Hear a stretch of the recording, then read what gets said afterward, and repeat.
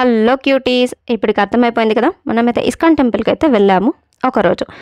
బేసిక్గా ఏంటంటే ఎప్పుడు ఇంట్లోనే ఉంటాను కదా. మ్యాక్సిమం నేను బెంగళూరుకి వెళ్ళేదంటే జస్ట్ స్వైపింగ్స్ కంప్లీట్ అయిపోతే డైరెక్ట్గా ఇంటికి వచ్చేస్తాను. ఎక్కడ ప్లేసెస్ ఏం ప్లాన్ చేసుకోలేదు. 1 ఇయర్ ఉన్నానా, ఆఫీస్ డేస్ కంప్లీట్ అయిపోతే ఇంటికి వెళ్ళిపోతాను అనమాట. అస్సలు ఉండను, అది ఎందుకో తెలీదు. సో ఇక ఎక్కడికైనా వెళ్దాము అనిపించినప్పుడు ఫ్రెండ్స్ అంతా ఇంకా అందరికీ కుదరదు ఒక్కొక్క రోజు. సో అలా అలా పోస్ట్‌పోన్ అయిపోతూ లాస్ట్‌కి ఒకరోజు నేను ఇక్కడ స్టార్ట్ అయ్యాననమాట. అసలు మనం అక్కడ ఉంటే కదా ఎక్కడైనా వెళ్ళడానికి ఫస్ట్ ఆఫ్ ఆల్. సో ఇక ఇది అయ్యే పని కాదు, అందరి టైమింగ్స్ అన్నీ చూసుకొని వెళ్ళాలంటే అని చెప్పేసి నేనే బయలుదేరేసాను ఒకరోజు. సోలో డేట్ అన్నట్టు నా కోసం. అందుకేనేమో వానదేవుడు కూడా ఆ రోజు వెల్కమ్ చెప్పాడు చినుకులతో. చాలా డేస్ అయిపోయింది వీడియో తీసి కూడా పోస్ట్ చేయడానికి ఇంత టైం పట్టిందనమాట. తను నా రూమ్మేట్, తను వాళ్ళ ఊరికి వెళ్తోంది. సో కాస్త దూరం నాతో వస్తోంది తను కూడా. ఇక కలిసి వెళ్తానమ్మా. ఫుల్ చినుకులు. ఎప్పుడు రూమ్లో ఉండి అప్పుడప్పుడు ఇలా బయలుదేరుతామా అప్పుడు చూపిస్తుంది అనమాట. అందుకే వాన కూడా పడిపోయింది ఆ రోజు. పిల్లలు చూడండి ఎంత బాగా ఎంజాయ్ చేస్తున్నారో. వాళ్ళని ఎక్కడ ఔటింగ్ తీసుకెళ్తున్నట్టున్నారు. అందులో ఇది సండే అనుకుంటా. మనం తప్పిపోయిన మెజెస్టిక్ బస్ స్టాండ్, ఓయమ్మ ఎంత పెద్దదుందో అసలు. దాని తర్వాత అది నాకు బాగా గుర్తుండిపోయింది అసలు. ఇక నా ఫ్రెండ్కి బాయ్ చెప్పేసి మనమైతే మొదలైపోయాము. ఇస్కాన్ వెళ్ళడమేనా అని మీరు అనుకోవచ్చు. బట్ నేను ఎక్కడ మ్యాక్సిమం ఒక్కదాన్ని ఎక్కడ మా ఇంట్లో కూడా పంపించింది అలవాటే లేదు. సో ఇక్కడికి వచ్చిన తర్వాత అప్పుడప్పుడు మెయిన్ ఆఫీసు రూము ఇలానే ఉండిపోతాను. ఎక్కడ వెళ్ళడం అనేది చాలా చాలా తక్కువ అసలు. ఇంకా ఇది కూడా ఏంటంటే ఇంకా వెళ్ళాలి అని మనసు గట్టిగా అనిపించినప్పుడు బయలుదేరేసాను.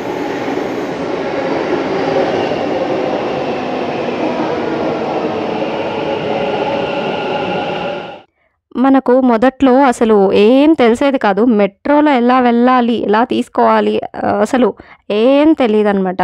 బెంగళూరు కంటే మొత్తం వర్క్ ఫ్రమ్ హోమే కదా, ఇంకా ఎక్కడికి వెళ్తాం చెప్పండి. సో అలా గడిచిపోయింది మాకు. అప్పుడప్పుడు స్టెప్స్ అన్నా యూస్ చేయండి బ్రో. మొత్తానికి మనమైతే వచ్చేసాం ఇస్కాన్ టెంపుల్కి. ఇదైతే రాధాకృష్ణ మందిరం అండి. చాలా ప్లెజెంట్గా ఎంత బాగుంటుందంటే, నేను వెళ్ళింది 2 టైమ్స్ అంతే, కానీ నాకు చాలా బాగా అనిపించింది అనమాట. టెంపుల్ కూడా ఎంత ప్రశాంతంగా, అందులో క్రౌడ్ ఎక్కువ ఉన్నారు. కాసేపు అలా చూస్తూ ఉండిపోవాలనిపించింది. క్లైమేట్ అయితే ఎంత కామ్గా అనిపించిందో నాకైతే. ఇస్కాన్ని మొదటిగా 1966లో శ్రీల ప్రభుపాద అనే వ్యక్తి న్యూయార్క్లో స్టార్ట్ చేశారనమాట. అక్కడి నుండి ఇక్కడి వరకు అంటే అక్కడెక్కడో ఒక చిన్న టెంపుల్లా స్టార్ట్ అయ్యి అదే ఇప్పుడు బంగారు పూతతో చేసిన ధ్వజస్తంభం వరకు వచ్చిందనమాట. ఇక్కడ మెయిన్ టెంపుల్కి వెళ్ళే ముందే కింద ఉంటుంది కదా, అక్కడ 108 స్టెప్స్ ఉంటాయి. ప్రతి స్టెప్కి హరే కృష్ణ హరే రామ అని ప్రతి స్టెప్ పైన ఒక్కసారి చెప్పి నెక్స్ట్ స్టెప్కి వెళ్తాము. అలా చెప్పి పంపిస్తారు లోపలికి. సో మనము ఒక స్ట్రేంజర్తో ఒక చిన్న క్లిప్ తీపించుకున్నాను అనమాట. పిల్లలు కూడా చాలా డిసిప్లైన్గా వచ్చారనమాట. ఇక్కడ ఇస్కాన్ టెంపుల్ వాళ్ళు అక్షయ పాత్ర ఫౌండేషన్ ద్వారా దాదాపు 1.6 మిలియన్ పిల్లలకి ప్రతిరోజు మధ్యాహ్న భోజనం అనేది ప్రొవైడ్ చేస్తారు ఓవరాల్ ఇండియాలో. లోపలే చిన్ని షాప్స్ ఉంటాయి. చూడాలన్నా కళ్ళు పెద్దగా ఉండాలి, కొనాలన్నా జేబు పెద్దగా ఉండాలి. పెద్ద పెద్ద విగ్రహాలు ఉన్నాయి అసలు లోపల. చాలా బాగా అనిపించాయి.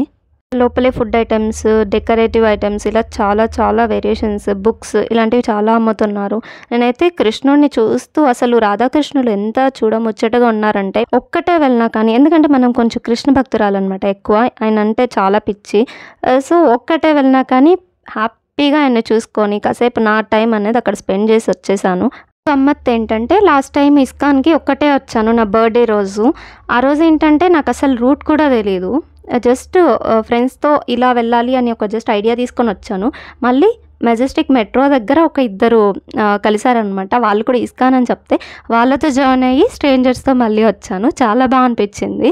భగవద్గీత తీసుకొచ్చాను. అక్కడ చిన్నపిల్లలకు కూడా మీరు రోజు పడుకునే ముందు ఒక 2 పేజెస్ చదివి పడుకోండి అని చెప్పి పిల్లలకు కూడా వాళ్ళు గైడ్ చేస్తూ వాళ్ళ పేరెంట్స్ తీసిస్తున్నారనమాట. పెద్దయ్యాక చేసే తప్పు మందలించడం కంటే తప్పు చేయకుండా ఉండాలని చెప్పి చిన్నప్పటి నుండి గైడ్ చేయడం సూపర్ కదా. Thank you for watching. Bye.